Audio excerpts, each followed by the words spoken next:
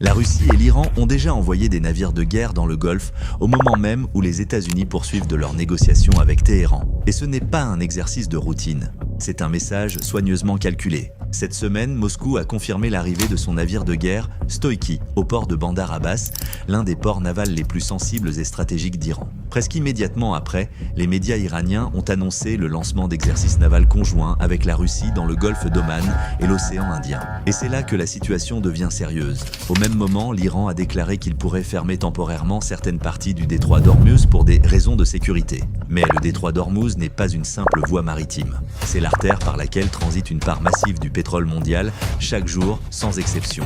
Pendant que les diplomates discutent discrètement d'un éventuel accord nucléaire dans des salles fermées, les navires de guerre prennent position dans le point d'étranglement maritime le plus dangereux au monde. L'Iran affiche sa capacité à imposer sa présence, la Russie montre son soutien. Et les États-Unis observent chaque mouvement, chaque signal.